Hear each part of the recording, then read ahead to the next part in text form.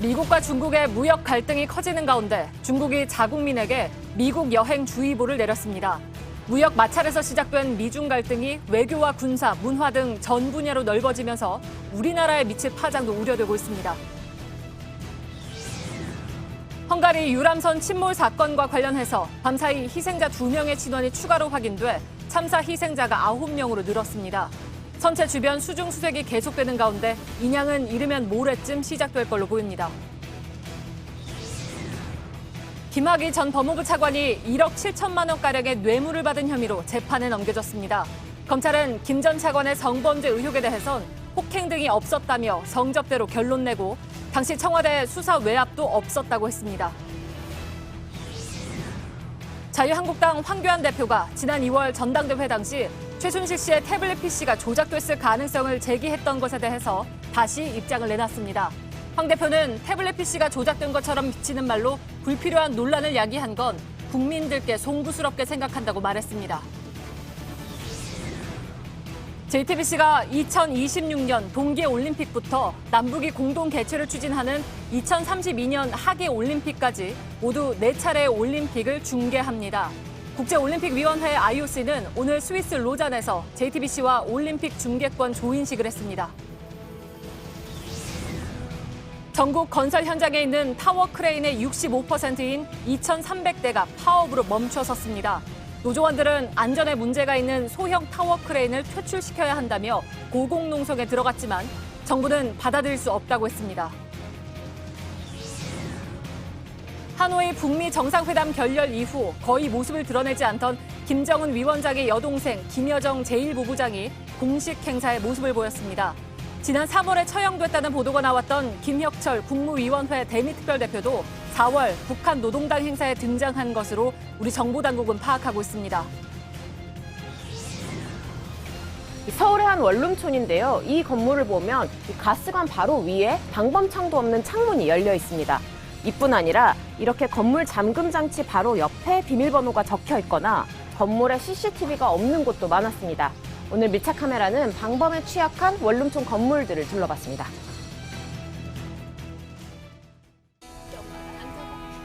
마스크가 필요 없는 세상으로. 내일을 바꾸는 현대 수소전기차. 중국 외교부와 문화관광부가 조금 전에 미국 여행주의보를 발령했습니다. 관세 보복전으로 시작된 미중 분쟁이 외교와 안보를 넘어서 민간 부문까지 확산하는 국면입니다.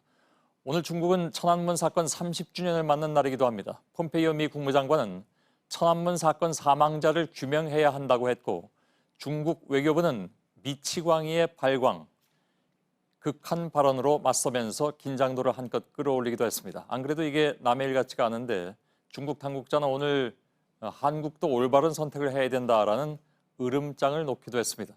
갈수록 점입가경이죠. 베이징 연결하겠습니다. 신경진 특파원이 연결되어 있습니다. 먼저 여행주의보 문제부터 좀 봐야 될 것 같습니다. 중국이 미국을 상대로 사드 보복식 카드, 그러니까 중국의 관광객들을 통제하는 이런 카드를 꺼내든 것으로 봐야 할까요? 예, 그렇습니다. 중국의 단골 보복 카드인 관광객 카드를 미국을 상대로 꺼낸 겁니다. 중국의 주무부처는 기자회견에서 최근 미국에서 총격 사건이 급증하고 중국인에 대한 비자 등 출입국 심사가 강화됐다는 이유를 들었습니다. 예, 발표 방식도 상당히 좀 전격적인 것 같습니다. 미국에 강경한 메시지를 보낸 것으로 해석을 해야 될 것 같긴 한데 좀 더 풀어볼까요? 예, 2016년 우리나라에 대한 단체 관광객의 금지가 문서 없이 내부 지침으로 이루어진 것과 달리 공식 기자회견을 열고 여행주의보를 내렸습니다. 메시지의 수위를 더 높여 먼저 미국 여행 절제 여론을 만들기 위해서입니다. 어제 교육부가 미국 유학주의보를 내린 데 이어 민간 교류 부분까지 총동원되는 모양새입니다. 예. 특히 오늘이 이제 천안문 사태 30주년이 되는 날입니다. 그래서 중국의 내부의 시선을 무역전쟁 중인 미국으로 돌리는 효과도 노린 것 같군요. 예, 중국 당국은 30주년을 앞두고 세계가 최근 사건을 재조명하는 것과 달리 당시 유혈 진압의 정당성을 강조해 왔습니다. 인기 동영상 공유 사이트들은 정보 통제 차원에서 이번 주말까지 시스템 정비를 홍보했습니다. 폼페이오 장관이 전날 천안문 30주년을 앞두고 중국의 인권 실태를 성토했는데요. 이에 대해 껑상 중국 외교부 대변인은 이들의 잠꼬대 같은 터무니없는 소리는 역사의 쓰레기통에 들어가야 한다며 중국을 모독하고 내정 간섭하는 일을 중단하라고 강하게 비난했습니다. 예. 폼페이오와 중국 외교부 대변인의 이런 논쟁도 중국인들은 전혀 알 수 없게 보도가 차단됩니다. 이런 상황에서 미국에 대한 인민전쟁론을 강화시키는 계기가 될 수 있습니다. 예. 자, 그런데 실제로 여행주의보가 그래서 어떤 효과를 내게 되는 겁니까? 예, 문화관광부는 중국인은 미국 여행의 위험을 충분히 고려해 여행 목적지의 치안과 법률 법규를 확인하고 안전과 방범의식을 제고하라고 경고했습니다. 당국의 향후 조치는 지켜봐야겠지만 여행사를 중심으로 자의반 타의반 미국 여행객이 급감할 것으로 예상됩니다. 예. 그리고 조금 전에 말씀드린 내용인데 최근에 중국 당국자가 미중 무역 갈등 속에 한국이 올바른 판단을 해야 된다 이렇게 말하기도 했다고 들었습니다. 이 문제가 비단 이제 미국과 지난주 한중 중국만의 외교부 주최로 열린 기자단 교류 활동에서 나온 이야기인데요. 예. 중국으로서는 최대한 한국이 중립적 입장을 취하도록 하기 위한 압박성 발언으로 볼 수 있습니다. 예. 무역 전쟁은 경제 영역의 충돌이므로 외교 채널을 통한 압박은 내정 간섭에 해당합니다. 우리 외교부의 치밀한 대응이 필요한 부분입니다. 예. 당연하죠. 알겠습니다. 자, 신경진 특파원이 베이징에서 전해드렸습니다. 잘 들었습니다. 예. 계속해서 신경진 특파원의 리포트가 한 가지가 더 있는데 이것은 군사 문제입니다. 다시 말해서 서해와 인접한 산둥반도 웨이하이 해역에서 위성 운반 로켓 창청 11호를 처음으로 발사할 장소인데 신경진 특파원의 보도에 따르면 이제 이 문제가 군사 문제까지로 확대가 되면서 어제 아시겠습니다만 바레만에서 탄도미사일을 쌓아 올리지 않았습니까? 이어서 계속 해상에서 위성을 발사한다는 얘기가 되는데 결국 이것은 중국과 미국과 중국 간의 무역 분쟁이 군사 시위로까지 이어질 가능성을 얘기하고 있습니다. 계속해서 신경진 특파원이 전해드리겠습니다. 거대한 해상 바지선입니다. 서해와 인접한 산둥반도 웨이하이 해역에서 위성 운반 로켓 창청 11호를 처음으로 발사할 장소입니다. 초정밀 정찰위성 지린 1호, 까오펀 03AO 등 8개의 위성이 탑재됩니다. 위성의 해상 발사는 육지보다 비용이 적은 데다 핵탄두 로켓으로 전용할 수 있어 위협적인 전략 무기로 평가됩니다. 지난 2일 중국 소셜미디어에는 미확인 비행물체 사진이 쏟아졌습니다. 중국 인민해방군 해군은 다음날 웨이보에 바다 위로 솟구치는 잠수함 발사 탄도미사일 SLBM 사진과 함께 당신은 UFO를 믿습니까? 라는 메시지를 올렸습니다. 대만의 친중 매체 왕보는 전략 핵잠수함에서 발사한 최신형 SLBM 쥐랑3라고 보도했습니다. 사거리 12,000km의 다탄두 핵미사일로 사전에 위치를 예측할 수 없어 핵전쟁 발발 시 위협적인 핵 반격 무기로 손꼽힙니다. 로켓군은 이동식 전략 핵탄두 미사일을 실험했다고도 공식 확인했습니다.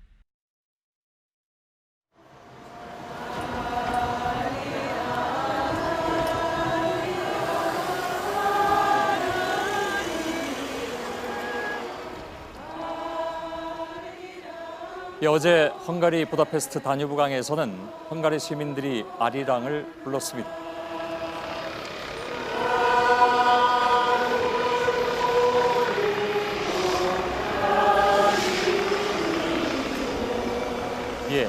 그리고 감사히 희생자 2명이 수습됐습니다. 사고 지점부터 인접 국가까지 수색이 집중적으로 이루어지고 있습니다. 인양과는 별도로 사고 선박 주변에 대한 수중 수색도 계속되고 있습니다. 인양은 이르면 모레쯤 시도될 것으로 보입니다. 먼저 현재 나가 있는 백종원 기자를 연결하겠습니다. 자, 한국인 희생자 2명에 대한 신원 확인은 어떻게 진행이 됐습니까? 예, 각각 다른 두 지점에서 나온 시신 2구에 대한 지문 감식은 이곳 시간 4일 오전에 끝났습니다. 시신의 지문을 채취를 해서요, 한국에서 가져온 지문과 대조하는 방식으로 이뤄졌습니다. 알려진 대로 희생자는 60대 남성과 50대 여성입니다.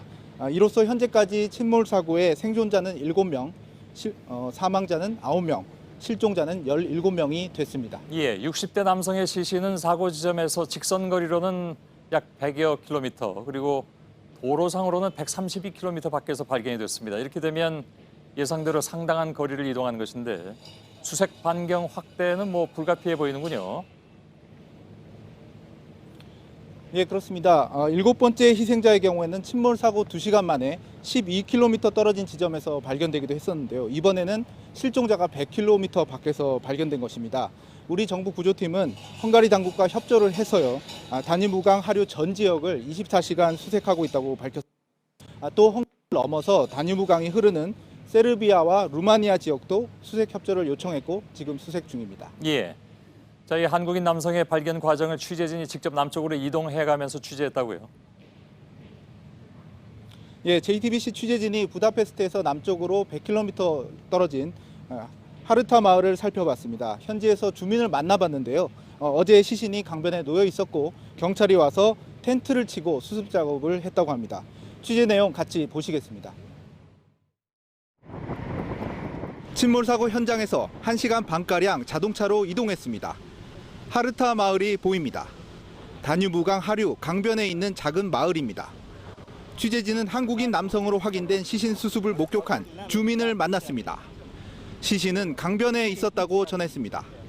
경찰이 주변에 텐트를 치고 수습 작업을 했다고 했습니다.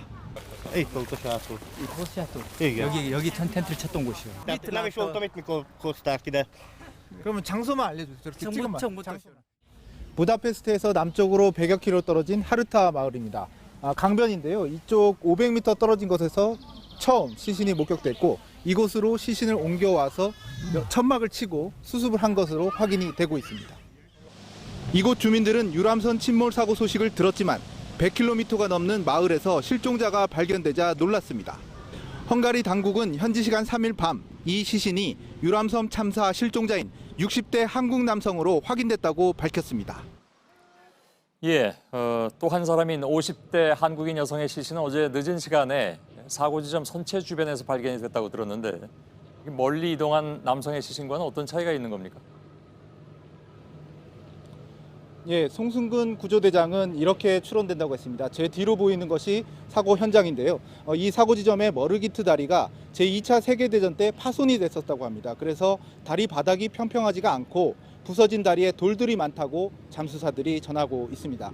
선체 주변에 이런 환경들이 영향을 미쳤을 수 있습니다. 예, 선체 주변에서 이렇게 실종자가 더 발견이 됐다면 인양은 좀 더 신중해야 하는 것이 아닌가 싶기도 한데 헝가리 당국은 그래도 인양은 꼭 한다 이런 입장이죠?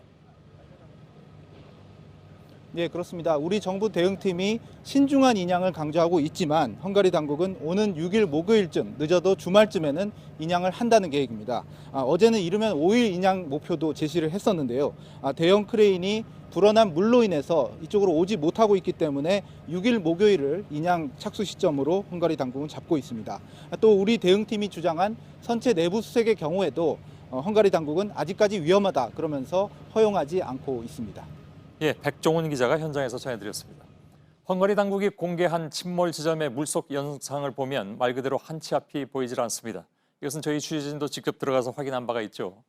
시야가 전혀 보이지 않는다는 우리 잠수사들의 설명과 같은 상황입니다. 다만 침몰한 유람선의 위치가 정확하게 나타난 지도가 공개되면서 선체 주변의 수색은 다소 좀 쉬워질 수 있다는 기대도 있습니다. 황예린 기자입니다. 뿌연 물 안으로 들어갑니다. 수면 바로 아래는 온통 흙빛입니다. 곧바로 칠흑처럼 깜깜해집니다. 현지 시간 3일 헝가리 대테러청의 홈페이지에 다뉴브강의 물속 영상이 올라왔습니다. 굽이치는 물살에 헝가리 잠수사가 몸을 가누지 못하고 나오는 모습도 보입니다. 헝가리 당국은 앞서 수중 수색에 안전이 보장되지 않는다며 우리 측이 선체 수색을 하지 못하게 했습니다. 선체 주변에서 어제 수습된 실종자도 우리 잠수사의 몸에 닿아서 찾을 수 있었습니다. 시계제로인 물속에서 촉각에만 의존해야 하는 상황입니다. 수위가 낮아지고 물 흐름이 다소 약해진 건 그나마 다행입니다. 또 헝가리 당국이 침몰 위치를 공개한 지도도 수색에 도움이 될 것으로 보입니다. 수중 음파 탐지기 소나로 촬영한 모습과 구글 지도를 합성한 사진입니다. 지도를 보면 머르기트 다리의 남쪽에 유람선이 모로 누워 있습니다. 유람선을 받치고 있는 언덕 부분이 명암으로 드러납니다. 선미 부분이 다리의 기둥에서 직선거리로 약 40m 떨어져 있는 상태라고 했습니다. 잠수사들이 수색 지점을 가늠할 수 있어 구조에 유용한 자료입니다. JTBC 황예린입니다. 김학의 전 법무부 차관이 오늘 재판에 넘겨졌습니다. 검찰이 적용한 혐의는 뇌물수수입니다. 논란의 출발점이 된 성폭행 혐의는 빠졌습니다. 때리거나 협박했다는 증거가 없다는 것인데 동영상 등장인물이 김 전 차관인 건 맞지만 성범죄는 아니라는 결론을 내린 것입니다. 김민관 기자입니다. 김학의 전 법무부 차관은 동영상 의혹이 불거지면서 임명된 지 6일 만에 낙마했습니다. 경찰과 검찰이 수사에 나섰지만 번번이 무혐의 결론을 받아내 법망을 피해갔습니다. 하지만 지난해 시작한 과거사 진상조사를 통해 새로운 의혹이 드러났습니다. 김학의 수사단이 밝혀낸 뇌물의 총액은 약 1억 7천만 원입니다. 먼저 건설업자 윤중천 씨에게 1억 3천만 원을 받았다고 판단했습니다. 여기엔 성범죄 피해를 당했다고 주장해온 여성 이모 씨에게 빌려준 돈 1억 원을 받지 말라고 한 혐의도 포함됩니다. 이와 별개로 사업가 최모 씨로부터 신용카드를 받는 등 4천만 원 상당의 뇌물도 받았습니다. 하지만 이번 사건의 발단이 된 성폭행 혐의는 빠졌습니다. 검찰은 윤중천 씨에 대해선 강간치상 혐의를 적용했습니다. 그런데 김 전 차관에 대해선 성범죄 혐의를 입증할 증거가 부족하다고 결론 내렸습니다. 윤 씨는 2007년 역삼동 오피스텔에서 이 씨를 성폭행했습니다. 하지만 동시에 이루어진 김 전 차관과 이 씨의 성관계는 성폭행이 아닌 성접대로 봤습니다. 폭행과 협박이 없었다는 이유에서입니다. 윤 씨의 강원도 원주 별장에서 이루어진 성관계도 성접대로 판단해 뇌물수수 혐의에 포함시켰습니다. JTBC 김민관입니다. 이번 수사에서 또 하나의 중요한 의혹이 있었습니다. 박근혜 전 대통령 시절에 청와대 관계자들이 수사를 방해했는지 여부를 가리는 일이었습니다. 그러나 수사단은 혐의를 확인할 수 없다는 결론을 내놨습니다. 송우영 기자. 법무부 과거사위원회는 지난 3월 곽상도 전 청와대 민정수석과 이중희 전 민정비서관을 수사하라고 권고했습니다. 6년 전 김학의 전 차관에 대한 경찰 수사를 방해한 의혹이 있다는 겁니다. 하지만 수사단은 혐의점을 찾지 못했다고 밝혔습니다. 당시 관련 첩보를 만들거나 수사를 한 경찰들이 부당한 요구나 간섭을 받은 사실이 없었다고 진술했다는 겁니다. 또 수사에 관여한 경찰 지휘부가 보복성 인사를 당했다는 의혹도 사실이 아니라고 봤습니다. 당시 인사 작업을 했던 관계자들이 경찰청장이 바뀌면서 생기는 통상적 인사였다고 말했기 때문입니다. 수사단은 검찰이 봐주기 수사를 했다는 의혹도 입증할 수 없었다고 했습니다. 수사에 참여한 검사들을 조사하고 대통령 기록관과 대검찰청 등을 압수수색했지만 혐의점이 나오지 않았다는 겁니다. 다만 수사단은 검찰의 부실 수사 의혹은 처벌할 수 있는 시점이 지나 더 자세한 추가 수사를 진행할 수 없었다고 밝혔습니다. JTBC 송우영입니다. 오늘의 결과 발표를 놓고 정치권 일각에서는 면죄부 수사라는 주장도 하고 있습니다. 조금 더 들여다봐야 할 필요가 있을 것 같아서 강현석 기자를 스튜디오에서 얘기 나누도록 하겠습니다. 결국 성접대로 결론이 났습니다. 성폭행은 아니다. 근데 피해자는 같은데 건설업자 윤중천 씨하고 이 김 전 차관에 대한 결론이 다르게 난 이유는 뭐라고 봐야 될까요? 네, 두 사람 모두 그 성범죄 피해 주장 여성 이모 씨와 성관계는 맺었지만 폭행 그리고 협박이 있었는지에 따라서 결론이 완전히 엇갈렸습니다. 그 잠깐 화면을 보면서 좀 설명을 드리겠습니다. 윤 씨는 평소 피해 여성을 평소 때리고 협박을 하면서 저항할 수 없는 일종의 그루밍 상태에 빠뜨렸고 결국 정신적 피해로 이어졌다는 것이 검찰의 판단입니다.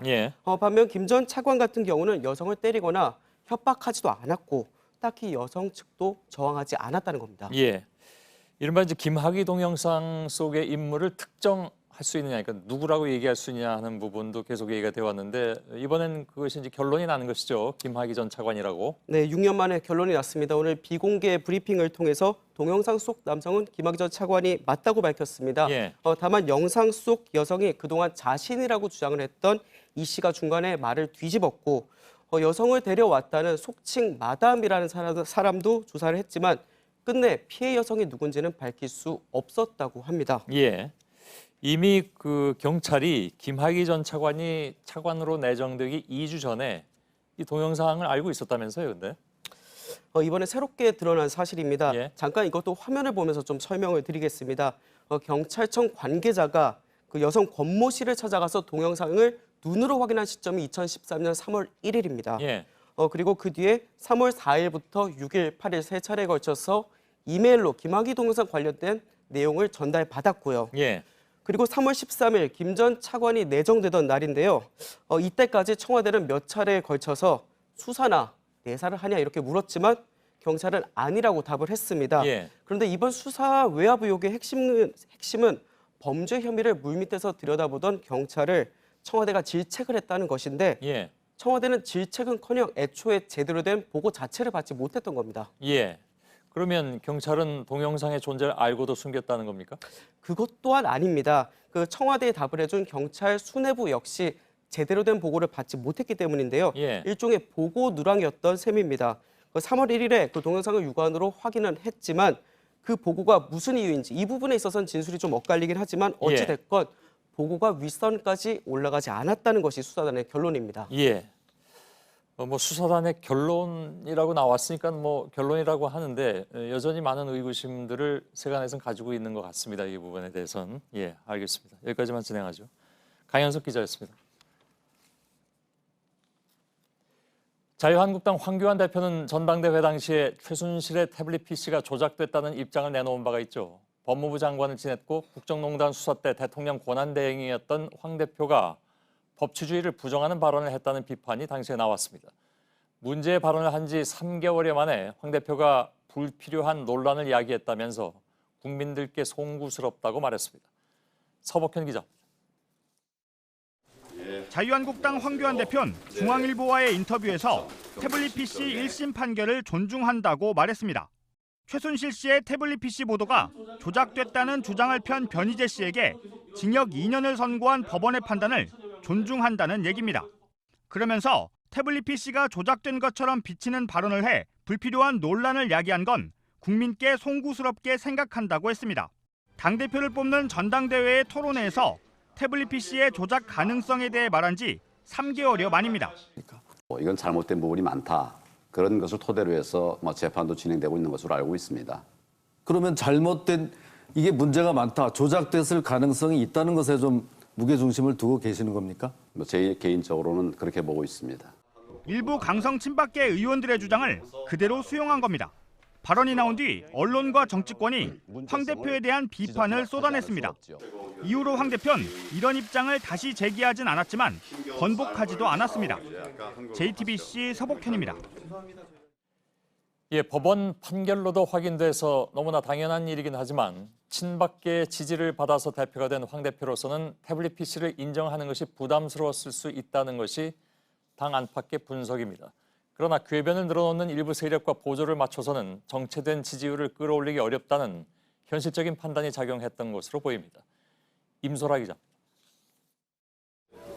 정치 경험이 없는 황교안 대표는 전당대회 당시 친박계에 의존할 수밖에 없었습니다. 태극기 세력과 한 목소리를 냈던 배경입니다. 새롭게 태블릿 PC 조작설을 제기를 하셨습니다. 그렇게 되면 이걸 수습을 하셔야지요. 태블릿 PC는 조작된 바가 없다고 법원의 판결이 이미 났지 않습니까? 개별 사건에 대한 것을 여기에 확장할 수는 없습니다. 그리고 이 문제에 관해서 여러 번 지금 반복해서 얘기를 했어요. 대표가 된 이후에도 줄곧 대정부 투쟁 모드로 지지율을 끌어올렸지만 최근 들어서는 30%대에 정체돼 있습니다.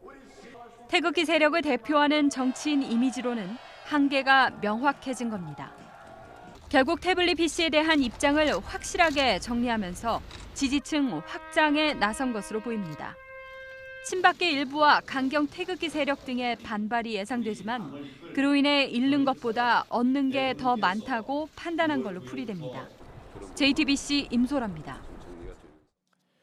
청와대가 오는 7일 문재인 대통령과 5당 대표 회동을 갖자고 자유한국당에 공식 제안했습니다. 대통령이 주말부터 순방을 떠나기 때문에 이와 같은 시간표를 내놓은 것입니다. 그러나 한국당은 5당이 아닌 교섭단체 대표 회동, 그러니까 민주당과 한국당 그리고 바른미래당 3당 회동을 요구하면서 거절했습니다. 심수미 기자. 문재인 대통령이 지난달 여야 5당 대표 회동을 공식 제안하자 황교안 자유한국당 대표는 1대1 회동을 요구했습니다. 무조건 여야 대표들이 다 함께 한꺼번에 모여야 한다고 하는데 도대체 뭐가 두려워서 저와의 단독 만남을 피하는 것인지 알 수 없습니다. 오늘 청와대는 오는 7일 5당 대표 회동을 하고 같은 날 대통령과 황교안 대표의 1대1 만남을 갖자고 한국당에 다시 제안했습니다. 문 대통령이 9일 북유럽 순방을 떠나기 때문에 마지노선인 7일을 회동 날짜로 제안했다고도 설명했습니다. 하지만 황 대표는 교섭단체인 3당 대표 회동이 아니면 받아들일 수 없다며 이를 거부했습니다. 굳이 처음 얘기한 북한의 식량 공급을 위한 5당 대표 회담, 기본적으로 그 기조를 유지하신다고 하면 저희는 응하기가 어렵습니다. 한국당으로서는 패스트트랙에 찬성한 여야 4개 당과 함께 만나는 것이 부담스러울 수 있다는 해석도 나옵니다. 하지만 청와대도 더 이상 다른 제안은 힘들다는 입장입니다. 청와대 관계자는 3당 대표 회동도 검토를 해봤지만 나머지 두 당의 반발이 강해 불가능하다는 결론을 내렸다고 전했습니다. JTBC 심수희입니다. 지금부터는 저희 JTBC와 관련된 소식입니다. 지구촌 최대 축제 올림픽이 2026년부터는 저희 JTBC를 통해서 시청자들 곁을 찾아갑니다. JTBC가 2026년부터 2032년까지 이어질 4차례 동하계 올림픽 중계 권리를 확보했습니다. 처음으로 지상파가 아닌 그리고 태어난 지 10년이 안 된 방송사가 지구촌 최대 축제를 전하는 역할을 맡게 됐습니다. 바로 오늘 IOC에서 조인식이 있었습니다. 먼저 스위스 로잔느에서 정재윤 기자가 전해드립니다. 더 빠르게, 더 높게, 더 힘차게란 슬로건을 내걸고 모든 것을 쏟아내는 올림피언들의 도전. 전 세계 최대 규모의 스포츠 이벤트 올림픽이 2026년부터는 JTBC와 함께합니다.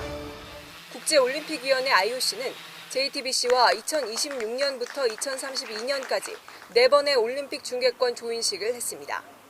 JTBC는 2026년 동계올림픽부터 2028년 로스앤젤레스 하계올림픽, 그리고 2030년 동계올림픽, 또 남북이 공동 개최에 나서기로 한 2032년 하계올림픽까지 중계할 수 있게 됐습니다. 또 이 기간에 열리는 유스올림픽 대회도 중계합니다. 중계 권리는 남북한을 포함한 한반도 전역을 아우릅니다. 이번 중계권에는 TV와 디지털을 포함해 모든 미디어에 대한 권한이 포함됐습니다. 이에 따라 올림픽의 모든 것이 다양한 미디어 플랫폼을 통해 공유될 수 있을 것으로 보입니다. 스위스 로잔에서 JTBC 정재윤입니다. 토마스 바흐 IOC 위원장은 올림픽 중계권 조인식 후에 JTBC 기자와 만났습니다. IOC는 왜 JTBC를 선택했는가? 바흐 위원장이 직접 그 답을 이야기했습니다. 그 답 속에는 젊은 올림픽 그리고 새로운 소통이 있었습니다. 온누리 기자입니다. With regard to fair play and diversity, which are very important values for the IOC, JTBC was the natural choice for us. IOC는 올림픽 중계권 계약을 하기까지 꼼꼼한 절차를 밟았습니다. 지난 1월엔 한국의 여러 방송사를 찾아 실사를 했고 4월엔 2차례 입찰을 받았습니다. We have been evaluating the Korean TV market very thoroughly, and there JTBC was standing out at the end for its innovation, for its creativity. IOC가 그리는 올림픽의 미래는 5년 전 발표한 어젠다 2020에 녹아 있습니다. 서핑과 스포츠 클라이밍, 브레이크 댄스 등 새로운 종목들을 받아들이면서 젊은 층에 더 다가서는 올림픽, 새로운 것을 시도하고 다른 것을 찾아가는 JTBC의 도전이 올림픽의 가치와 맞닿아 있다고 본 겁니다. 여러 플랫폼 그리고 여러 사업자가 다 같이 모여서 얼마나 더 잘 그리고 더 많은 사람들한테 알릴 수 있을지를 지금부터 열심히 한번 생각을 해보겠습니다. 앞서 2016년 리우올림픽과 2018년 평창올림픽을 통해 세계적으로 디지털 시청자는 급격하게 늘었습니다. IOC는 TV와 디지털, 소셜미디어로 확산되는 새로운 방송 환경에 발맞춰 다양한 콘텐츠 제작도 기대하고 있습니다. JTBC 온누리입니다. JTBC가 맡게 될 올림픽 중계에서 가장 눈여겨볼 지점은 2032년에 열리는 하계올림픽입니다. 처음으로 남북이 공동 개최를 추진하기로 한 대회죠. 아직 개최지가 확정되진 않았지만 JTBC는 대회 유치 과정을 함께하면서 올림픽의 역사를 기록할 기회를 얻었습니다. 강나현 기자입니다. 2032년 하계올림픽의 남북 공동 개최 유치에도 함께 협력하기로 했습니다. 지난해 9월 평양 공동선언에서 남북 두 정상은 한반도에서 또 한 번의 평화올림픽을 만들자고 약속했습니다. 60년 넘는 분단의 역사 속에서 화해의 물꼬를 열었던 스포츠. 특히 한반도에서 열린 두 번의 올림픽은 화합의 무대가 됐습니다.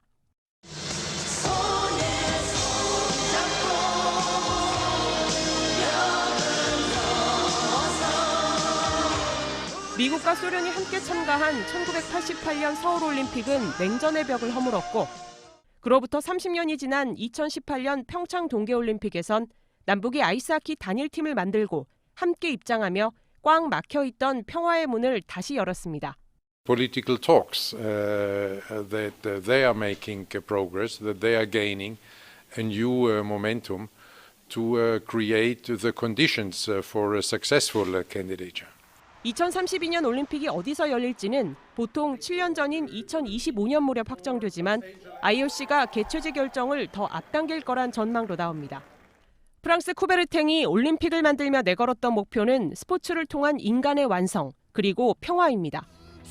JTBC는 2032년 올림픽 개최 과정을 함께하며 평화를 실현할 수 있는 역사적 순간을 충실히 기록하고 폭넓게 전할 기회를 얻었습니다.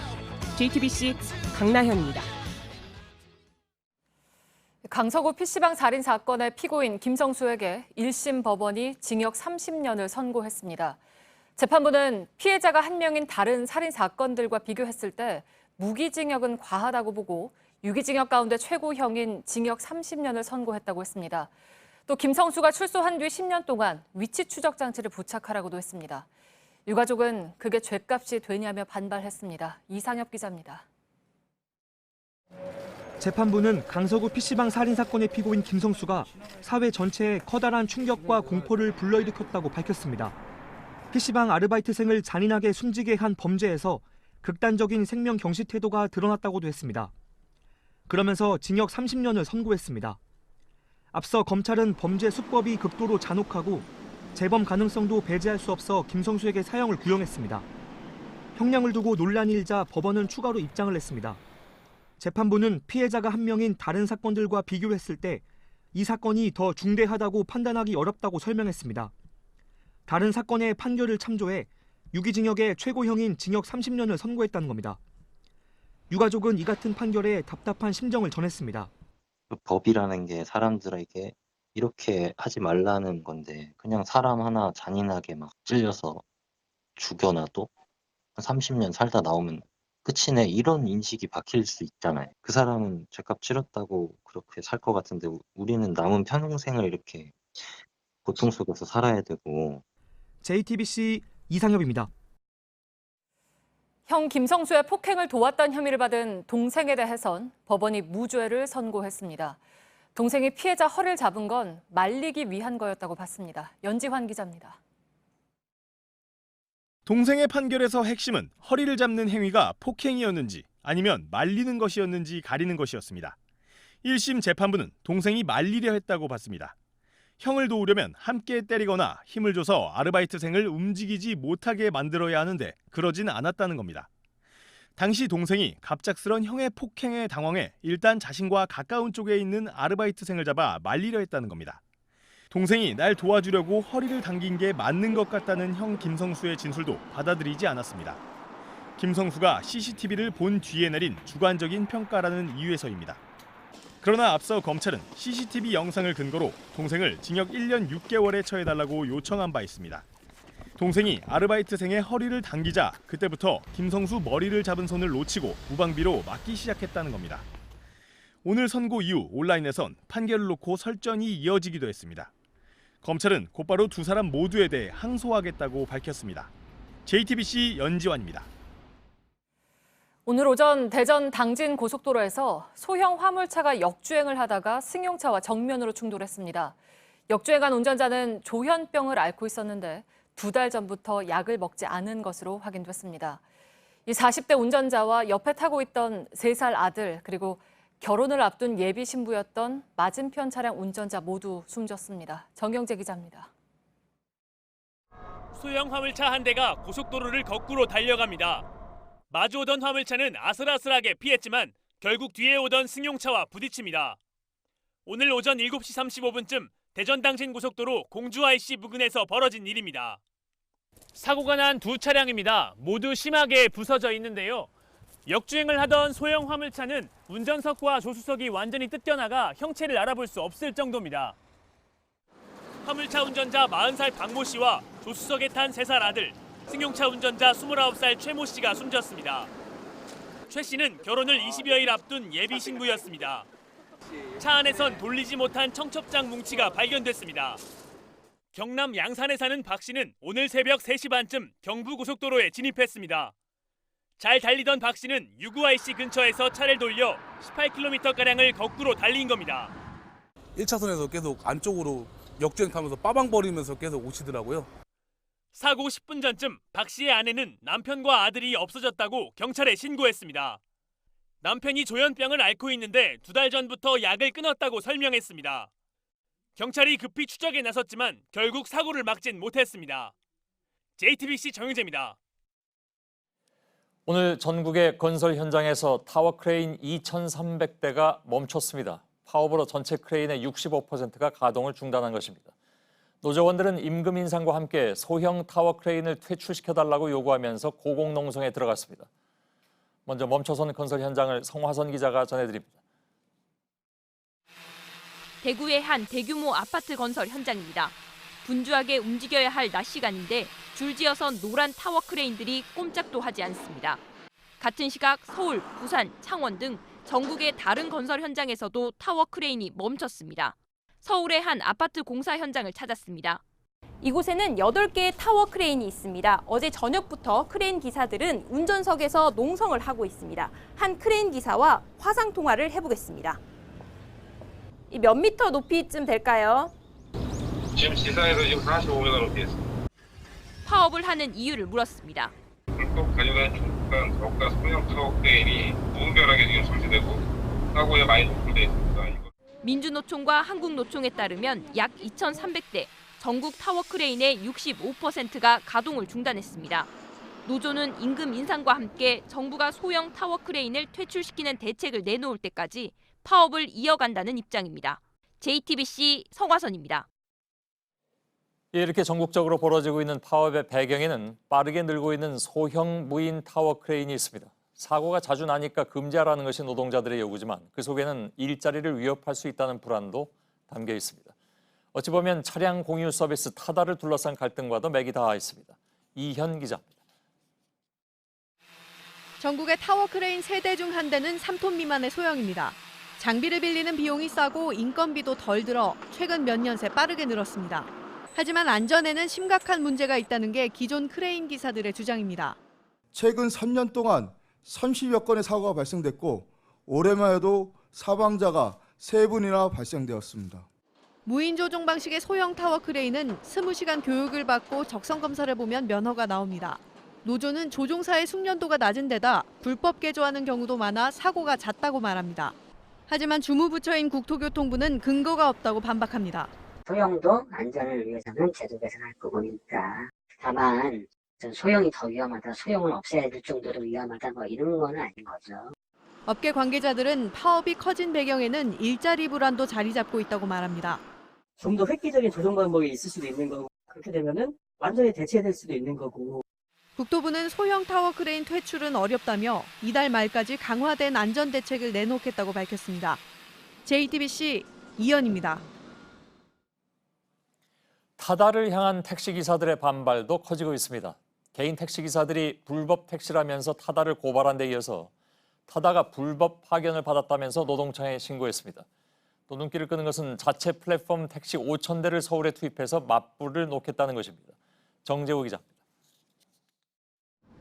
개인 택시 기사들은 타다가 불법 파견을 받고 있다며 지난주 서울 고용노동청에 신고했습니다. 파견법 시행령은 여객 화물자동차 운전기사, 간호조무사 등은 파견을 금지하고 있습니다. 타다는 현재 22곳의 업체로부터 운전자를 파견받고 있습니다. 하지만 타다 측은 법을 어기지 않았다고 반박합니다. 택시와 같은 여객운 수업이 아니라 차를 빌려주는 렌터카 사업이라 애초 파견법과 관계가 없다는 입장입니다. 택시업체가 타다를 고발한 건 이번이 두 번째입니다. 올 초 이재용 대표가 불법 택시 영업을 한다며 고발했지만 경찰은 불기소 의견으로 사건을 검찰에 넘겼습니다. 그러자 서울개인택시조합은 오늘 서울중앙지검에서 수사를 촉구하는 기자회견을 열었습니다. 맞대응 계획도 내놨습니다. 개인택시 5,000대를 뽑아 자체 플랫폼 택시를 운영하겠다는 겁니다. 현재 1,000여 대인 타다의 5배 규모입니다. 택시업계의 반발에도 새로운 서비스로 눈을 돌리고 있는 소비자들을 붙잡으려는 조치로 보입니다. JTBC 정재우입니다. 지난 4월에 강원도에서 대형 산불이 난 지 벌써 2달이 지났습니다. 그러나 피해 보상이나 한전의 과실 여부에 대한 수사는 더디기만 합니다. 이재민들의 반응도 격해지고 있습니다. 조승현 기자입니다. 뼈대만 남은 화물차 안에서 시뻘건 불길이 솟습니다. 지난 4월 초 강원도 고성과 속초 산불로 타버린 차량에 이재민들이 또 한 번 불을 질렀습니다. 보상과 책임자 처벌이 늦어져 화가 난 겁니다. 강원 산불 피해 규모는 줄잡아 수천억 원에 이르는 것으로 추산됩니다. 그런데 지금까지 정부가 지급한 지원금은 가구당 3,300만 원이 전부입니다. 불타버린 집에 대한 보상은 사실상 거의 받지 못하고 있습니다. 국민 성금도 560억 원이나 모였지만 이 중 300억 원 넘는 돈이 아직 배분조차 되지 않고 있습니다. 이재민들은 전신주에서 불이 시작된 만큼 한전이 모든 피해를 배상해야 한다고 주장하고 있습니다. 하지만 한전 측이 실제 과실과 피해 규모가 얼마인지 정확히 따져보자고 맞서 보상 절차가 꽉 막혀버린 상황입니다. 경찰 수사 결과 발표도 계속 미뤄지고 있습니다. 참고인만 수십 명인데다 수사 자료도 방대하다는 게 경찰 측 설명이지만 이재민들은 답답하기만 합니다. 한 달 안에 좀 끝낼 수 있게 이게 좀 지루한 싸움이 안 되게끔 그렇게 해달라는 것도 저희들이 요구고요. 이재민들은 오는 금요일 청와대 앞에서 대규모 상경 집회를 열기로 했습니다. JTBC 조승현입니다. 흉기를 휘둘러서 외할머니를 살해한 20살 손녀에 대해서 경찰에 구속영장을 신청했습니다. 미리 흉기를 사둔 이 여성은 범행을 한 뒤에 휴대전화를 물속에 버리기도 했습니다. 경찰은 정신질환이 있는지 등을 조사하고 있습니다. 문상혁 기자입니다. 경기 군포시의 한 아파트입니다. 이곳에서 20살 대학생 이모 씨가 자신의 외할머니인 78살 남모 씨에게 흉기를 휘둘러 살해했습니다. 외출을 나갔다 돌아온 이 씨 부모가 숨진 남 씨를 발견하고 경찰에 신고했습니다. 경찰은 당시 함께 있었던 손녀딸 이 씨를 유력한 용의자로 지목했습니다. 이 씨는 신고가 접수된 지 4시간 만에 경기도 군포교육원에 앉아 있다 체포됐습니다. 1시간 반 여기 앉아서 책 본다든가 그냥 가만히 앉아있다든가 그렇게 피곤한 상황처럼 옆에 있다든가. 이 씨는 역류성 식도염으로 아파서 할머니와 같이 자살하려다 실패했다고 진술했습니다. 이 씨는 자신의 방 거울에 립스틱으로 죽음을 암시하는 글을 써놓기도 했습니다. 경찰은 계획적 범행으로 보고 있습니다. 이 씨는 사건 전날 마트에서 흉기를 구입했습니다. 범행 뒤 집을 나오면서 자신의 휴대전화는 변기에 버리고 외할머니의 휴대전화를 챙겼습니다. 경찰은 이 씨에 대해 존속 살해 혐의로 구속영장을 신청했습니다. 또 이 씨의 진술과 범행 후 행적으로 볼 때 정신질환에 따른 범죄의 가능성도 조사하고 있습니다. JTBC 문상혁입니다. 차관을 지낸 70대 아버지가 40대 아들을 살해한 사건이 지난 주말 일본에서 있었습니다. 아들은 집 밖으로 나가지 않는 히키코모리, 즉 틀어박혀 있다는 뜻의 은둔형 외톨이였습니다. 지난주에 있었던 초등학생 살해 사건의 범인도 비슷한 경향이 있었습니다. 일본 정부가 한 조사에선 40살이 넘는 중년의 은둔형 외톨이가 61만 명에 이르는 것으로 나타났습니다. 사회적 문제로도 떠올랐습니다. 윤서령 특파원입니다. 도쿄에 사는 76 구마자와 히데아키가 아들을 향해 칼을 휘두른 건 지난 1일이었습니다. 아들 에이치로는 집 밖으로 나오지 않는 히키코모리, 즉 은둔형 외톨이였습니다. いやなんかね頭見てるとやってない感じに見えたね.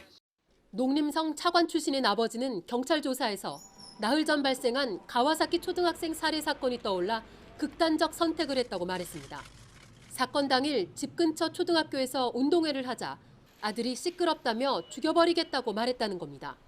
아버지는 아들이 사람을 해칠지 몰라 불안했다며 주위에 폐를 끼치고 싶지 않았다고 진술했습니다. 이 사건을 계기로 이른바 8050 문제가 사회적 문제로 다뤄지고 있습니다. 중년의 히키코모리와 고령의 부모가 경제적, 사회적으로 고립되면서 여러 문제가 발생하는 겁니다. 지난달 28일 초등학생 등 20명의 사상자를 낸 가와사키 사건의 범인도 50대에 히키코모리 경향이 있었던 것으로 조사됐습니다.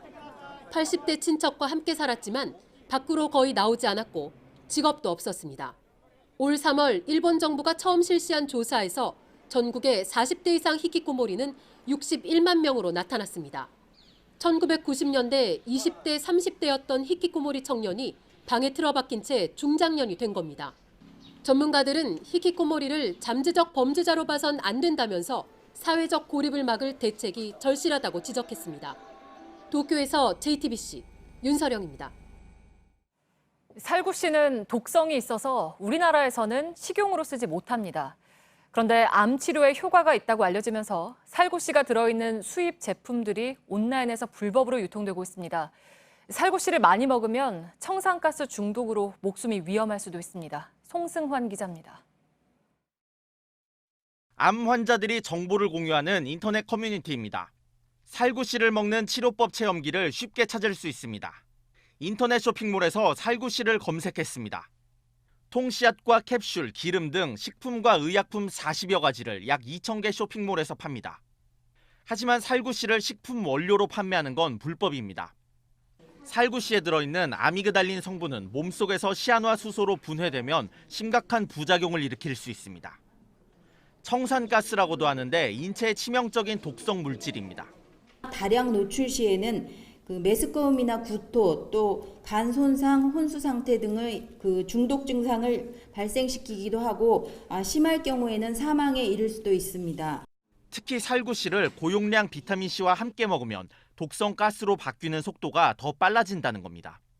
살구씨 성분 주사를 암 환자에게 놓는 경우도 있습니다.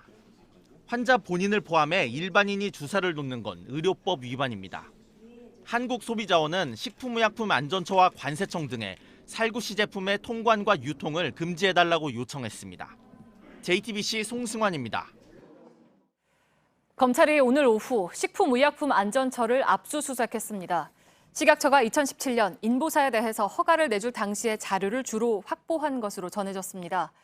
검찰은 어제 인보사를 개발한 코오롱 생명과학 본사 등을 압수수색했습니다. 검찰은 코오롱이 식약처에 제출한 자료가 허위인지 또 식약처가 허가 과정에서 코오롱에 특혜를 준 건 아닌지 확인할 계획입니다. 하루 종일 훈련하고 연습하고 수업은 빠지거나 들어와서 잠만 자는 현실. 스포츠혁신위원회가 이런 학교 운동부 운영에 제동을 걸었습니다. 에 자기의 다른 삶을 굉장히 포기하거나 아니면 상실하는 것을 의미하는 것이라고 저는 생각을 합니다. 앞으로 이런 선수들은 대회에 나가는 것도 어려워집니다. 또 소년체전은 48년 만에 학생 축전으로 바뀝니다. 오효정 기자입니다.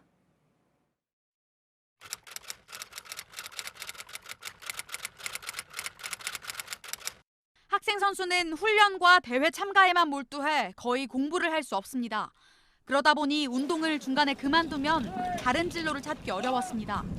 스포츠혁신위원회의 권고안은 공부하는 학생 선수를 양성하자는 게 골자입니다. 핵심적인 혁신의 과제가 고작 정규 수업을 듣도록 하는 것이라는 점에서 저를 포함한 위원들은 모두 참담함을 금치 못했습니다.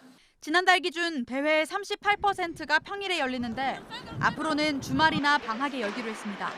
일정한 성적을 받지 못한 학생은 대회 출전이나 체육 특기자 진학의 길도 막힙니다. 초등학생은 학교 평균 점수의 50%, 고등학생은 30% 이상 점수를 받아야 합니다. 불법 찬조금을 받은 지도자는 영구 제명하고 연세대 아이스하키 입시 비리를 야기했던 사전 스카우트 제도도 없앨 것을 권고했습니다. 소년체전은 스포츠 축전으로 바뀝니다. 선수가 아닌 학생들도 스포츠클럽 소속으로 참여할 수 있게 됩니다. JTBC 오효정입니다. 세월호 참사 당일 박근혜 전 대통령이 보고받은 시각을 조작한 혐의로 재판에 넘겨진 김기춘 전 청와대 비서실장에게 검찰이 징역 1년 6개월을 구형했습니다. 검찰은 김 전 실장의 혐의에 대해서 손바닥으로 하늘을 가리고 고양이 그림자를 보고 호랑이라고 우기는 격이라고 말했습니다. 김 전 실장은 검찰이 대국민 사기극을 위해 본인을 매도했다며 혐의를 모두 부인했습니다.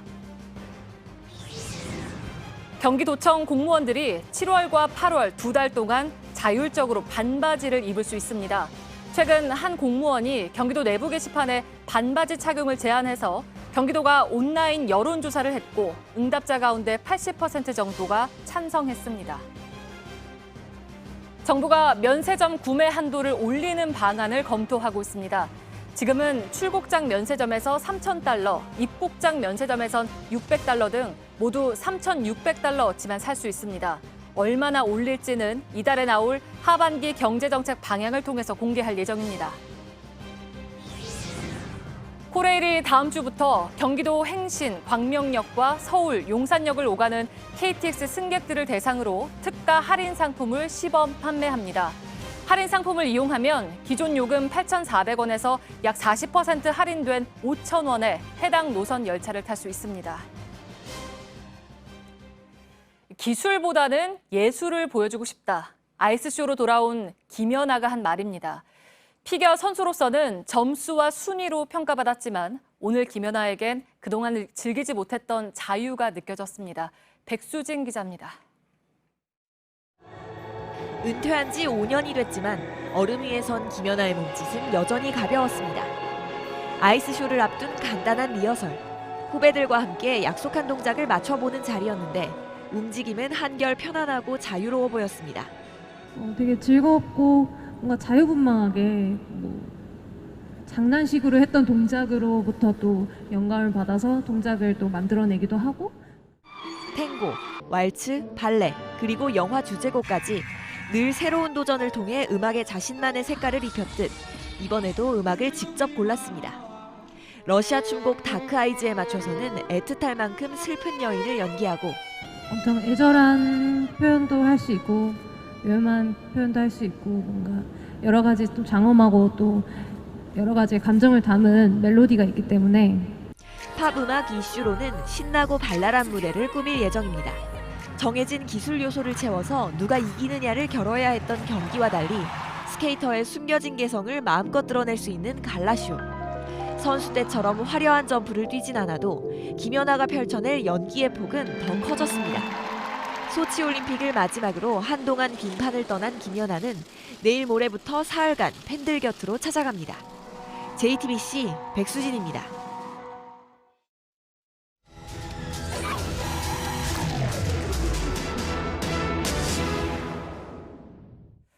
네, 오늘 밀착카메라는 원룸촌을 둘러봤습니다. 최근 신림동에서 한 남성이 여성을 쫓아가서 집 문을 열려고 했던 사건도 있었고 원룸에 사는 사람들이 특히 불안해하고 있습니다. 실제로 꽤 많은 건물들이 좀 허술했습니다. 윤재영 기자입니다. 한 여성이 들어간 집의 문 손잡이를 돌리는 남성.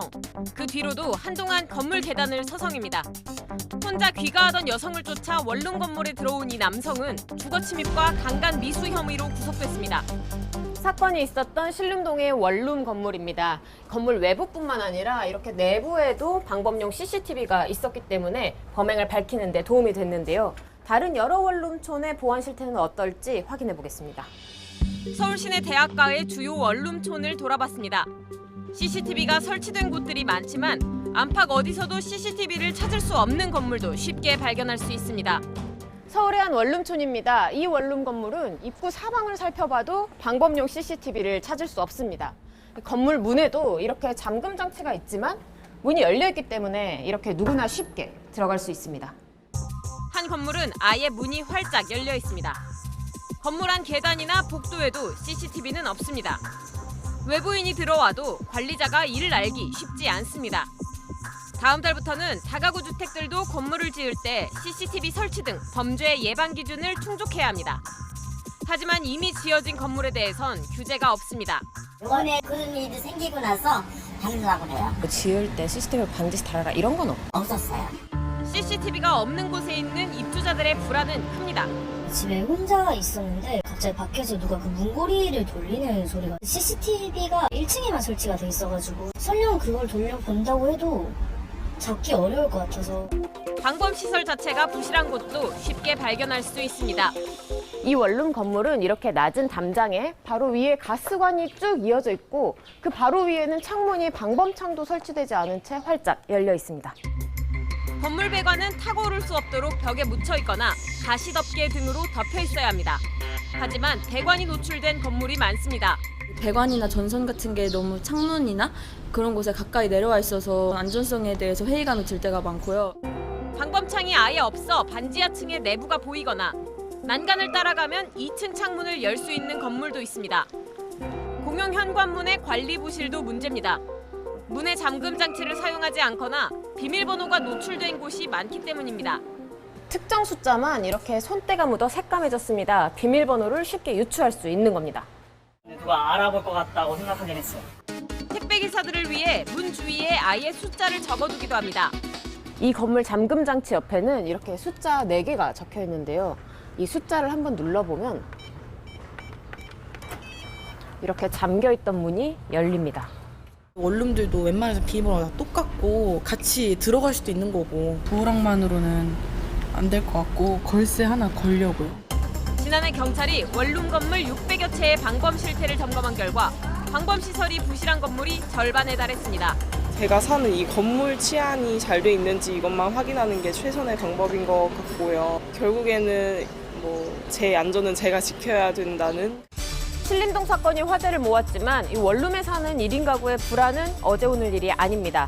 그동안 관련 규정이 미비하다는 이유로 원룸 건물에서의 범죄 가능성을 방치해온 건 아닐까요? 밀착 카메라 윤재영입니다.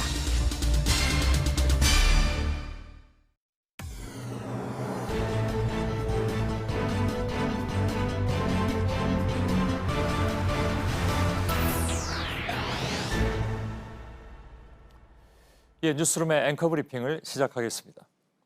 다 알려진 내용이니까 이 정도로는 스포일러가 되는 건 아니겠죠. 영화 기생충의 두 축은 반지하 좁은 집에서 생활하는 가난한 가족과 젊은 나이에 부와 명성을 누리고 사는 부유한 가족. 봉준호 감독의 말을 빌리자면 그들은 서로 만날 일이 없습니다. 부자와 가난한 사람들은 동선이 겹치지 않기 때문에 서로의 냄새를 맡을 기회가 없다는 이야기입니다. 영화에서 이 냄새는 냄새 그 자체이기도 하고 메타포, 즉 은유이기도 합니다. 이를 좀 더 확장해서 적용해보자면 서로의 냄새조차 맡지 못하는 사정은 남과 북 역시 마찬가지였던 모양입니다. 숙청됐다고 알려진 사람이 버젓이 공식 석상에 나왔고 근신설이 나돌았던 인물 역시 자리를 지킵니다. 심지어 오늘 보도해드릴 내용에 따르자면 처형됐다는 사람은 그 이후에 찍힌 사진이 있다고도 하죠. 하긴 그 이전에도 처형됐다던 사람이 공연을 하러 내려온 적도 있었습니다.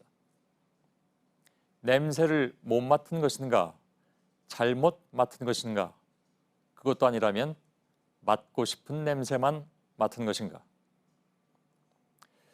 그리고 어제 나란히 앉아 설전을 주고받은 두 사람. 생각은 마디마디 달랐고 인정했으나 동의하지 않았습니다.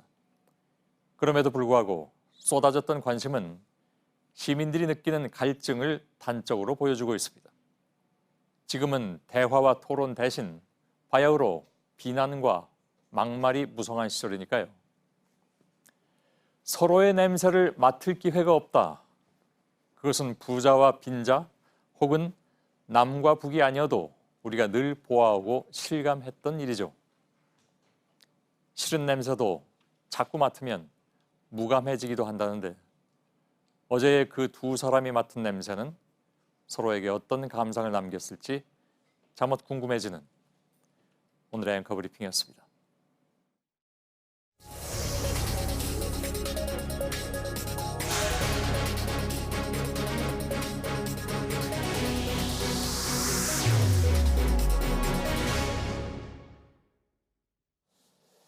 예, 헝가리 부다페스트 다뉴브강의 수색 작업이 한창인데 시신 한 구가 더 추가로 발견됐다는 소식이 급히 들어와 있습니다.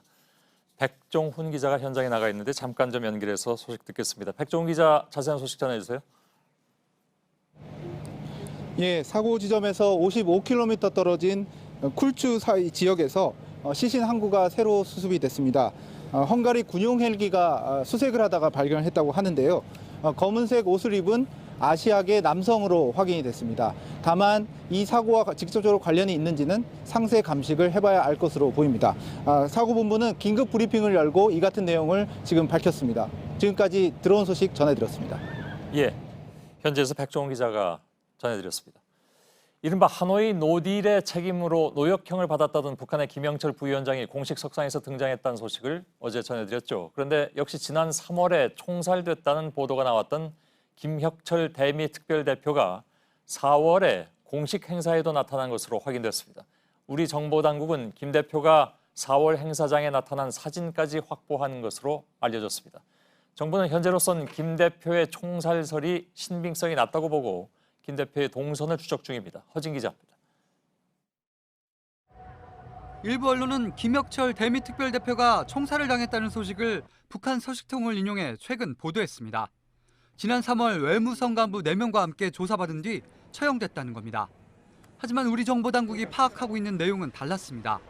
외교안보 핵심 관계자는 김혁철 대표가 지난 4월 13일 북한 노동당 행사에 등장한 걸 정보당국이 파악하고 있다고 밝혔습니다. 지난 3월 처형됐다는 보도가 나왔지만 4월 중순에 살아서 공개석상에 등장했고 이 사실을 사진 자료를 통해 확인했다는 겁니다. 이 소식통은 하노이 노딜이 2월 말인데 4월 중순에 공개 활동을 했다면 극단적인 처벌이 내려진 건 아니라는 의미로 보인다고 했습니다. 외교안보 당국의 또 다른 관계자도 같은 내용을 전했습니다. 정부는 여러 근거를 바탕으로 김혁철 처형설이 사실이 아닌 것으로 파악하고 있다며 어디로 복귀했는지를 추적 중이라고 전했습니다. 미국 CNN도 익명의 소식통을 인용해 김혁철 대표가 현재 살아있다고 보도했습니다. JTBC 허진입니다. 예, 역시 근신 중이라는 소문이 돌았던 김정은 위원장의 여동생 김여정 제1부부장도 공식 행사의 모습을 드러냈습니다. 북한에서는 어디에 앉느냐, 그 자리의 위치가 위상을 말해주곤 하는데 김여정은 최근에 오히려 더 높아진 게 아니냐 하는 해석도 나오고 있습니다. 신진 기자입니다. 김여정 제1부부장이 김정은 위원장, 이설주 여사와 나란히 공연장에 들어옵니다. 김여정 동지를 비롯한 당과 정부의 관계들과 평양 시민들이 공연을 관람했습니다. 김 제1부부장의 등장은 지난 4월 최고인민회의 이후 53일 만입니다. 하노이 북미 정상회담 결렬 이후 모습을 드러내지 않아 근신 중이라는 보도까지 나왔지만 사실이 아니었던 겁니다. 김 제1부부장은 이설주 여사 바로 옆에 앉았습니다. 공식 행사에서 이런 자리 배치는 처음입니다. 로얄 패밀리를 더 강조한 배치 구도거든요. 앉는 서해 순서대로 본다면 끝에쯤에 앉아야 되는데 백두혈통이 예외적인 거야. 예외성을 오히려 더 가감하게 보여주는 것 같아요. 전날 김 위원장과 공연을 관람한 김영철 노동당 부위원장도 하루 만에 다시 모습을 드러냈습니다. 다만 김 위원장으로부터 먼 곳에 앉아 과거에 비해 서열이 낮아진 것으로 보인다는 게 북한 전문가들의 분석입니다. 전문가들은 하노이 북미 정상회담 결렬 이후 책임 소재에 대한 내부 조사와 인적 쇄신이 마무리 단계에 들어간 것으로 보인다고 전했습니다. JTBC 신진입니다. 예, 노역을 갖다던 김영철, 또 근신 중이라던 김여정 등등이 연이어 지금 모습을 드러내고 있고 김혁철은 살아있을 가능성까지 지금 대두되고 있습니다. 이 상황을 어떻게 봐야 될지 정치부 김소현 기자와 함께 조금 더 짚어보도록 하겠습니다. 김소현 기자 어서 오세요. 예. 먼저 김영철 부위원장이 일단 정치적 위상은 좀 낮아진 건 맞는 거죠? 네, 그렇습니다. 저희가 지난 4월 4일에 북한이 대미 대남 라인 검열에 들어갔고 김영철 부위원장이 비핵화 협상에서 중심에서 물러날 가능성을 전해드렸습니다. 예. 같은 달 24일 국정원의 보고를 받은 이해운 국회 정보위원장은 통일전선부장이 김 부위원장에서 장금철로 바뀌었다고 밝혔습니다. 예. 그런데 조선일보는 김 부위원장이 해임됐고 자강도에서 노역 중이라고 지난주에 보도를 했습니다. 예. 하지만 사흘 만인 어제 김정은 위원장과 함께 공연을 보는 모습이 공개됐습니다. 예, 아무튼 그렇다면 그 보도는 명확하게 아니라고 봐야 되는 건 맞겠군요. 네, 그렇습니다. 해임을 되고 노역형을 받았다면 그렇게 빠른 시간 안에 김정은 위원장과 공식 석상에 함께 나올 수는 없다는 게 전문가들의 설명입니다. 예. 좀 더 분명하게 김현철 통일부 장관은 오늘 외신 기자 간담회에서 김영철이 당 부위원장직을 유지하고 있다고 확인했습니다. 예.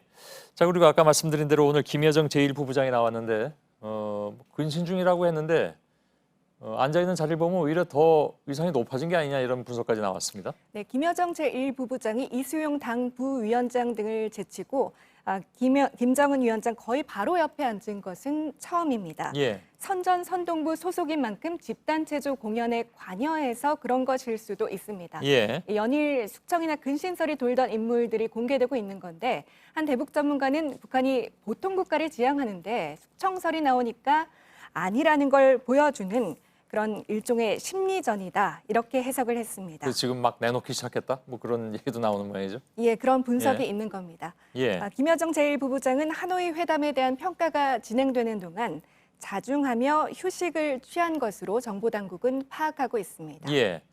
무엇보다도 지금 관심을 끌고 있는 것은 김혁철 대미특별대표인데 총살설이 나왔습니다. 그렇게 보도가 나왔고, 그런데 오늘 저희들이 이 정부 쪽을 통해서 확인해서 보도한 것은 3월에 총살설이 나왔는데 적어도 4월까지는 멀쩡했었다. 네. 지금 어디 있는지는 모르겠는데 CNN은 구금 중이라는 얘기도 했었고, 아무튼 사망, 총살은 아닌 일 가능성이 지금 나왔습니다. 네, 정보당국은 하노이 회담에 대한 문책성 인사가 4월 초에 일단락됐고 예. 그 이후에 포착됐으니 숙청 가능성은 낮다고 보고 있습니다. 예. 또 북한이 과거처럼 총살 등의 방식으로 숙청하는 게 아니라 경위를 파악하고 평가하는 일련의 절차를 밟는다는 게 정보당국 관계자의 설명입니다. 예. 살아는 있지만 구금돼서 조사를 받고 있다는 CNN의 보도와 관련해선 오늘 김현철 장관은 신중한 보도가 필요하지 않을까 생각이 든다고 했습니다. 예.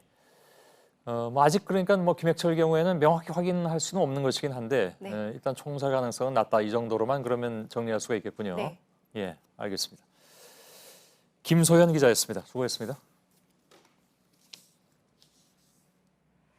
네, 유시민 노무현 재단 이사장과 홍준표 전 자유한국당 대표의 토론이 각자의 유튜브 채널에서 어젯밤에 공개됐습니다. 북한의 비핵화부터 정치, 경제 현안까지 서로의 색깔을 분명하게 드러낸 토론이었습니다. 이희정 기자입니다. 12년 만에 토론자로 마주한 두 사람이 가장 큰 차이를 드러낸 건 비핵화 이슈였습니다. 김정은이가 핵 포기할 것 같아? 예, 저는 뭐 할 수도 있다고 봐요. 거래 조건이 맞으면. 저쪽은 많이 요구하는 거고, 그러면 우리 쪽은 좀 덜 주고 하려는 거고. 홍 전 대표는 북한의 핵이 적화 통일을 위한 것이라고 했고, 유 이사장은 체제 보장용이라고 했습니다. 적화 통일을 하겠다는 겁니다. 남측 통일을 하겠다는 겁니다. 재래식 무기로는 도저히 어떻게 할 수가 없으니까 불안하기 때문에 핵을 만든 거다. 가장 오래 토론한 주제는 민생 경제 분야였습니다. 홍 전 대표가 문재인 정부의 소득주도 성장 정책을 저격하자 지금 IMF 이래로 대한민국 경제가 최악입니다. 자유시장 경제 체제로 바꿔야죠. 유 이사장은 역대 정부 경제 성장률로 방어했습니다. 올바른 방향으로 가고 있다고 보고요. 좀 더 힘있게 밀어붙여야 된다. 이명박 정부 때 더 내려갔고, 박근혜 정부 때 더 내려갔고. 정치권을 평가할 땐 비슷한 말을 하기도 했습니다. 리더십 스타일이 왠지 약간 몇십 년 전에 본 그런 흔히 보이던 그런 스타일이 아닌가 하는. 지금도 보수 우파는 탄핵을 두고 그때 네가 뭐 했니, 뭐 안 했니 서로 손가락질을 하고 있어요. 유시민 이사장의 정계 복귀를 놓고도 잠깐 논쟁이 있었습니다. 내가 보기나 가만히 있어도 유 장관이 곧 등판을 하지 않을까. 그런 일은 절대 없습니다. 걱정하지 마십시오. 절대는 선임 담배대라고. JTBC 이희정입니다. 네, 이번 토론은 언론사가 아닌 1인 방송 채널이 주최한 거죠. 두 사람이 그들의 방식으로 토론을 하고 제작해서 각자의 채널을 통해서 방송한 겁니다. 그리고 그 방송을 지금 보시는 것처럼 저희 같은 제도권 언론이 비중 있게 보도하고 있습니다. 두 사람의 토론은 정치와 미디어의 변화를 단적으로 보여주고 있습니다. 이윤석 기자입니다. 토론은 각자의 유튜브 채널을 통해 공개됐습니다. 알릴레오의 구독자 여러분들에게 처음 인사드립니다. TV 홍카콜라 구독자 여러분 안녕하십니까. 영향력이 큰 정치인의 맞짱 토론이었지만 제도권 방송사와 신문은 낄 자리가 없었습니다. 두 사람이 각자의 방식으로 기획하고 제작해서 방송까지 내보냈기 때문입니다. 제도권 언론은 토론 예고부터 방송까지 중계하듯 다뤘을 뿐입니다. 국회에서도 1인 방송국의 영향력이 커지고 있습니다. 법안이 만들어지는 과정을 그대로 보여주고 지역의 어르신들이 어르신인데 법안 관련된 아이디어를 내셔가지고 원룸 법안을 접수하러 야당의 장외투쟁 현장 중계까지 문재인 정권 국민들의 목소리가 들리지 않습니까? 언론사를 통하지 않고 시민들에게 자신들의 콘텐츠를 보여줍니다. 과거의 의정활동은 내가 아무리 잘해도 언론을 타지 않으면 국민들한테 알려지지 않는 거거든요. 국민과 소통하는 창구를 내가 만들어서 갖고 있게 된 거죠. 하지만 이런 흐름에 대한 우려도 작지 않습니다. 1인 방송 채널이 가짜뉴스의 유통 경로가 되거나 극단적인 주장이 일방적으로 전달되는 경우가 증가하고 있기 때문입니다. 최근 정치권에서도 검증과 책임 문제를 함께 고민해야 한다는 목소리가 나오고 있습니다. JTBC 이윤석입니다. 네, 저희가 이 토론에서 나온 발언들을 팩트체크했습니다. 그 결과 대체로 사실에 기반했다고 판단했습니다. 다만 이 이슈에서는 주장이 부딪혔고 끝내 평행선을 달렸습니다. 이 정권 들어와서 소득 양극화가 심화됐습니까? 좀 완화가 됐습니다. 지금 봐서는 악화되는 것은 스톱된 걸로 나와요. 노동시장 안에서도 그렇고, 그러니까 시장 분배도 그렇고, 최저임금도 올리고 뭐 했기 때문에. 좌파 정부 들어와서 오히려 소득 양극화가 더 심화됐다. 나는 통계를 그래 봤는데. 그러니까. 네, 바로 팩트체크를 해보겠습니다. 오대영 기자, 누구 네. 말이 맞습니까? 표면적으로만 보면 두 주장 모두 맞습니다. 두 주장이 모두 맞다는 건 격차가 커졌다는 것도 맞고 그렇지 않다는 것도 맞다는 겁니까? 네, 양쪽이 말하는 통계와 그 통계 범주가 서로 다르기 때문입니다. 먼저 유 이사장은 보다 공신력 있는 가계금융복지조사를 인용한 것으로 보입니다. 하지만 2017년까지밖에 나와 있지 않습니다. 최근 상황을 말하기까지는 어렵습니다. 다만 가계동향조사가 지난달 발표됐습니다. 소득 상위 20%와 하위 20% 가구의 격차가 현 정부 출범 때 벌어졌다가 최근 좁혀졌습니다. 1분기 기준으로 2017년 5.35배였는데 지난해 5.95배, 그리고 올해 5.80배로 다시 줄었습니다. 네, 근데 이제 보면 이거는 지난 3년간의 통계고 지난 정부하고 비교를 하면 어떤가요? 네, 숫자로만 따지면 지난 정부의 양극화 정도가 덜한 것으로 보이긴 합니다. 1분기 기준 소득 격차는 2013년 5.23배, 2015년 4.86배, 2016년 5.02배였습니다. 이것만 보면 홍 대표의 주장도 틀린 건 아닙니다. 네, 그러니까 단기적으로 보느냐 아니면 장기적으로 보느냐에 따라서 같은 통계가 이제 전혀 다른 주장의 근거로 쓰일 수가 있는 거죠. 그렇습니다. 그런데 문제는 이런 통계 속에서 숨은 사실들이 꽤 많다는 겁니다. 이것까지 파악을 해야 전체적인 걸 알 수가 있습니다. 올해 1분기 소득 격차가 주된 이유가 상위 20%의 소득이 이렇게 2.2% 감소했기 때문입니다. 전체 가구의 가처분 소득도 0.5% 줄었습니다. 10년 만에 처음입니다. 그래서 이게 일시적인 현상인지는 좀 더 지켜봐야겠습니다. 네, 그러니까 하위 계층의 소득이 늘어나서가 아니라 상위 계층의 소득이 줄었기 때문에 양극화가 좀 덜해졌다 이건 거죠? 그렇습니다. 또 하나는 정부 간의 단순한 비교도 무리인 것으로 보입니다. 어제 토론에서도 제기가 됐듯이 인구 구조 변화가 전혀 반영되지 않기 때문입니다. 실제로 소득 하위 20%의 가구주 나이가 급격하게 올라가고 있습니다. 2015년에 58.71세였는데 올해 1분기 63.26세입니다.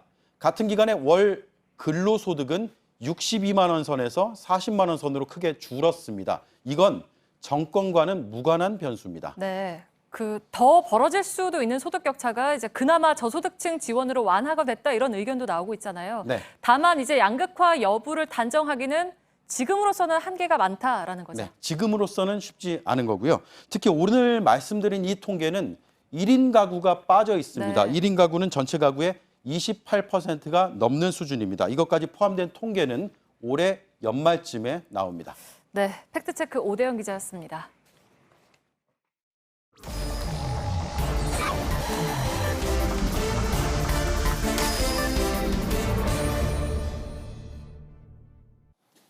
예, 비하인드 뉴스 지금부터 시작하겠습니다. 박성태 기자가 나와 있습니다. 어서 오세요. 예. 시작할까요? 네, 첫 키워드는 무삭제의 삭제로 했습니다. 예, 무슨 뜻입니까? 무삭제라고 주장을 했는데 일부 삭제가 됐다는 뜻입니다. 예. 어제 홍준표 전 자유한국당 대표와 유시민 노무현재단 이사장 간의 합동 방송이 관심을 끌었습니다. 예. 자정쯤에 공개가 됐는데요. 똑같은 원본을 가지고 자막 등 편집을 서로 다르게 했습니다. 중간 쉬는 시간을 기준으로 두 방송 모두 1부와 2부로 나뉘어져 있는데 하지만 전체 길이도 좀 달랐습니다. 지금 왼쪽이 TV 홍카콜라고 오른쪽이 알릴레오인데요. 1부만 놓고 봤을 때 TV 홍카콜라 쪽이 전체 러닝타임, 그러니까 총 완성본이 약 10분가량 짧습니다. 예. 2부까지 합치면 12분 정도 편집 분량이 적습니다. 어떤 부분이 적는지를 보니까 지금 본격 키워드에 들어가기 전에 같은 장면을 양쪽 채널을 비교한 겁니다. 왼쪽이 TV 홍카콜라인데요. 막 본격 키워드에 들어가는 순간 좌측에 보이는 시간이 5분 23초인데 이쪽은 15분 18초입니다. 그러니까 본격 토론에 들어가기 전에 10분 분량을 TV 홍카콜라에서는 드러낸 겁니다. 예. 제가 드러낸 내용을 직접 들어봤는데요. 민주당 대선 주자 얘기가 좀 있었고 대한애국당 얘기도 좀 나옵니다. 이 부분을 잠깐 들어보겠습니다. 예. 우리 집회할 때도 그 조원진 그 사람들이 와서 바로 옆에 와서 방송하고 관치로. 예, 얼핏 듣기에는 한국당 집회를 대한애국당 지지자들이 방해한 것처럼 들립니다. 예. 그런데 대한애국당 지지자 중에는 한국당 당원도 많고 또 TV 홍카콜라 시청자도 많기 때문에 부담스러웠던 것 아니냐라고 추정할 수 있습니다. 예. 그래서 삭제했다? 그 부분을? 물론 그 부분을 짧지만 그 앞에 예. 민주당 대선 주자 얘기도 있고 당시 민주당의 지지층들이 정치적으로 좀 더 의식이 높다 이런 부분도 있어서 그 부분을 전체 통편집으로 줄였습니다. 아무튼 홍 전 대표 측에서 설명이 좀 있긴 있었겠죠? 배현진 전 대변인이 페이스북을 통해서 여기에 대해 설명을 했는데요. 10개의 키워드 토론은 고지한 대로 무삭제로 나갔다고 했습니다. 앞서 자른 부분은 본격적인 토론 바로 직전이었기 때문에 그리고 토론 전 나눈 이른바 몸풀기 토크는 감독판으로 제작을 해서 공개를 하겠다라고 했습니다. 어제 대화에서는 홍준표 전 대표가 과거 대선 과정에서의 비화도 잠깐 공개했는데요. 이 부분도 잠깐 들어보겠습니다. 내가 당선된다고 생각한 걸 내 단 한 번도 없습니다. 탄핵 대선 때. 이거는 15%만 얻어서 대선 자금 우리 그 보전만 받을 수 있습니다. 대선 당시에 들었던 얘기와는 완전히 다른데요. 홍 전 대표는 당시 대출을 받았던 은행에서 지지율을 매일 체크했다라고까지 했습니다. 그런가요? 어제 전체적으로 대화는 상대방을 인정하면서 부드러운 분위기 속에서 돼서 상당히 괜찮은 대화였다. 제가 댓글 반응들도 봤는데 양쪽에 긍정적 평가가 많았습니다. 두 번째 키워드를 볼까요? 네, 두 번째 키워드는 친누나가 있다로 잡았습니다. 누구 얘기입니까? 이인영 민주당 원내대표 얘기인데요. 오늘 국회 정상화를 위해 나경원 한국당 원내대표에게 동생 취급까지도 마다하지 않았다. 즉 내가 그만큼 노력했었다라고 얘기를 하는 과정에 친누나 얘기가 나왔습니다. 잠깐 들어보겠습니다. 저희 어머니가 진짜 누님을 먼저 두 분이나 낳아주셨는데 꼭 누나가 필요한 거 아님에도 불구하고 제가 노력을 한 건데요. 누나라고까지 했는데 국회 정상화에 진척이 없었다. 이런 맥락입니다. 이인영 대표가 이렇게 진척이 없자 최근에 한 인터뷰에서는 앞으로는 누나가 아닌 나 선배로 부른다라고까지 얘기를 했었는데요. 제가 나 대표 측에 물어보니까 실제 전화 통화를 할 때 실제 대화상에서 누나라고 호칭한 적은 없었다고 합니다. 당연하지 거기서 누나라고 부를 리가 있습니까? 인터뷰에 이렇게 나와서 과거엔 그러면 누나라고 불렀나 혹시 사적인 대화에서도 물어봤는데 그런 적은 없었다고 하고요. 두 사람은 1살 차이입니다. 알았습니다. 아무튼 태도가 좀 바뀐 것 같네요. 그렇습니다. 지난 20일 호프 회동을 할 때만 해도 상당히 분위기가 좋았습니다. 이인영 원내대표는 직접적으로는 나경원 원내대표에 대한 비판도 좀 덜했었고요. 황교안 당대표를 타깃으로 하기도 했었는데 하지만 국회 정상화 협상이 계속 난항을 겪자 오늘은 여러 인터뷰를 통해 불만을 좀 나타냈습니다. 예. 두 대표의 분위기 자체도 호프회동 때와는 많이 다르다고 하는데요. 예전에는 적극적으로 이인영 원내대표가 나 원내대표에게 전화를 했는데 예. 요즘은 전화도 잘 안 온다고 나 원내대표가 불만을 또 얘기하고 있습니다. 예. 한국당에서는 민주당이 정상화 의지가 없다 이렇게 주장하기도 하는데요. 이인영 대표의 오늘 좀 바뀐 태도는 국회 단독 소집을 위한 사전 분위기 아니냐라는 해석도 여당 내에서도 나오고 있습니다. 예, 알겠습니다. 근데 그 호프회동 분위기를 누가 믿었나요? 박 기자는 믿었나요? 그 당시에는 이인영 원내대표가 상당히 예. 적극적으로 나경원 원내대표를 뭐 칭찬하기도 많이 했었고요. 아무튼 그런 알았습니다. 분위기가 좀 있었습니다. 예. 세 번째 키워드는요? 세 번째 키워드는 우리는 바닥이다. 누가요? 어떤 바닥을 얘기하는 거죠? 예, 굳이 따지자면 그 복도 바닥인데요. 아, 예. 예. 오늘 민주당 원내 대변인들이 회의 뒤에 기자들에게 백브리핑을 하는데 저렇게 복도 바닥에 같이 앉아서 브리핑을 했습니다. 이거 뭐 걸레질 때문에 나온 얘기인가요? 그렇습니다. 예. 어제 자유한국당의 한성규 사무총장이 백브리핑을 바닥에서 앉는 기자들에게 뭐 걸레질을 하네라고 해서 막말로 비판을 받았었는데요. 민주당에서는 바로 오늘 같이 앉아서 백브리핑을 한 겁니다. 예, 예. 우린 다르다 뭐 이런 건가요, 그러면? 예, 그런 메시지를 확실히 전달을 했고요. 예. 사실 따지고 보면 환경도 약간 다릅니다. 지금 있는 곳은 국회 본관의 2층 주출입구 옆인데요. 민주당 원내대표실이 바로 여기 있습니다. 지금 사진에 잠깐 나오는 게 저곳이 바로 국회 본관의 정문 출입구입니다. 예. 그렇기 때문에 빨간 카펫이 깔려 있어서 앉기도 사실 좀 용이합니다. 하지만 한국당이 주로 회의를 하는 한국당의 대표회의실인 228호실 앞은 저렇게 그냥 차가운 바닥만 있어서 앉게는 환경도 좀 달라 보입니다. 예, 예. 바닥 브리핑의 원조는 민주당의 강병원 전 원내대변인인데요. 틈만 나면 앉아서 눈을 맞추겠다라고 얘기하고 실제 앉기도 했습니다. 예. 하지만 기자들은 같이 앉기보다는 제대로 의자에 앉아서 백브리핑을 들을 수 있는 기회를 좀 여나야나 많이 달라라는 예. 의견입니다. 물론 그렇겠죠. 박성태 기자였습니다. 잘 들었습니다. 예.